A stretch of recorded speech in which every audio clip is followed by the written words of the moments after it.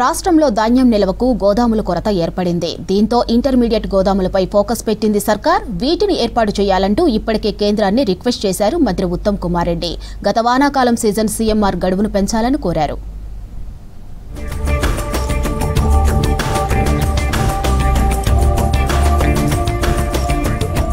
వానాకాలం సీజన్లో రాష్ట్రంలో రికార్డు స్థాయిలో వరి సాగైంది.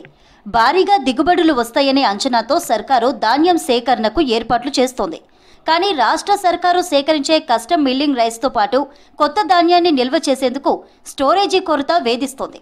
ఒకవైపు పెద్ద ఎత్తున వడ్లు రానున్న నేపథ్యంలో నిల్వ చేసేందుకు గోదాములెట్లా అన్నది పెద్ద సమస్యగా మారింది. ఇప్పటికే ఎఫ్సిఐ గోదాములు ఫుల్ కావడంతో బియ్యం ధాన్యం నిల్వలు చేయడానికి స్థలం దొరక్క అధికారులు ఆందోళన చెందుతున్నారు. పోయిన వానాకాలం సేకరించిన వడ్లు మిల్లింగ్ చేసి తీసుకువస్తే నిల్వ చేసేందుకు స్టోరేజీ లేక మిల్లింగ్ నిలిపివేసే పరిస్థితి ఉంది. గడువు సమీపిస్తున్నా ధాన్యం మిల్లింగ్ చేసే పరిస్థితి లేదని అంటున్నారు మిల్లర్లు.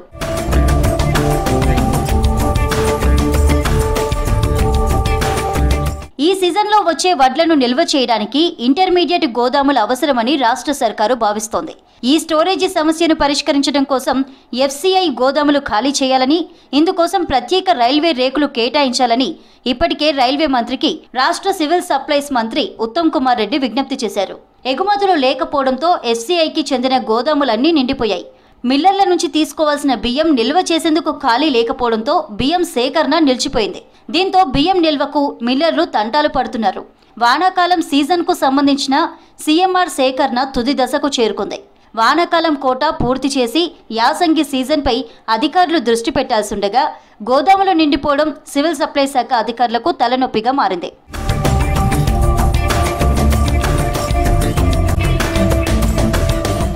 ఎఫ్సిఐ గోదాముల సామర్థ్యం 22.61 లక్షల టన్నులుండగా ఇప్పటికే 21.72 లక్షల టన్నుల బియ్యం నిల్వలతో నిండిపోయాయి.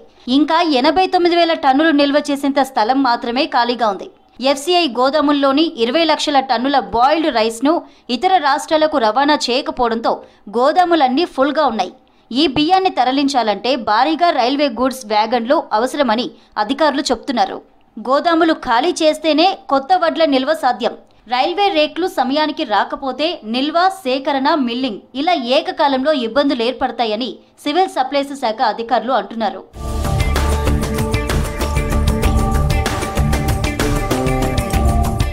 రాష్ట్రంలో సీఎంఆర్ సేకరణకు స్టోరేజీ సమస్య అడ్డంకిగా మారింది. కొన్ని జిల్లాల్లో సీఎంఆర్ సేకరణ మెరుగ్గా ఉండగా మరికొన్ని జిల్లాల్లో కనీసం 50% కోటా సేకరణ పూర్తి కాలేదు.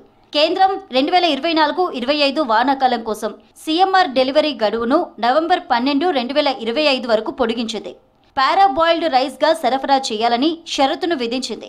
గోదాములు లేకపోవడంతో సీఎంఆర్ చేసి ఇవ్వడం ఇబ్బందిగా మారింది. రేషన్ దుకాణాలకు సన్నబియ్యం సరఫరా కోసం సేకరణ వేగవంతం చేయడంతో ప్రక్రియ తుది దశకు చేరింది.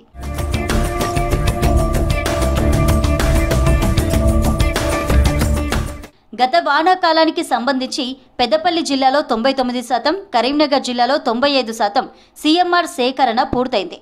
రాజన్న సిరిసిల్ల జిల్లాలో అతి తక్కువగా 52% కోటా పూర్తయింది.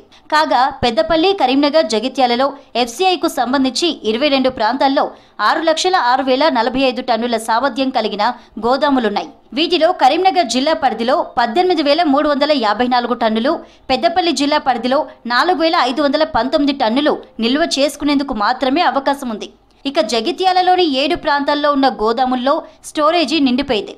86,667 టన్నుల నిల్వ సామర్థ్యం కలిగిన రాఘవాపూర్లోని గోదాములు కూడా ఫుల్ అయ్యాయి. ఇలా ఎక్కడ చూసినా ఎఫ్సిఐ గోదాములన్నీ నిండిపోయి ఉన్నాయి.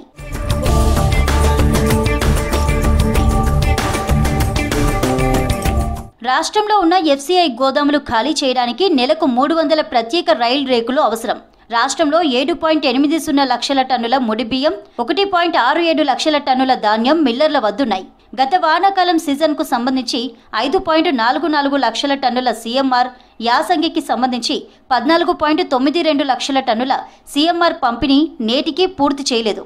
స్టోరేజీ లేకపోవడంతో మిల్లింగ్ కార్యకలాపాలను నిలిపివేస్తున్నారు.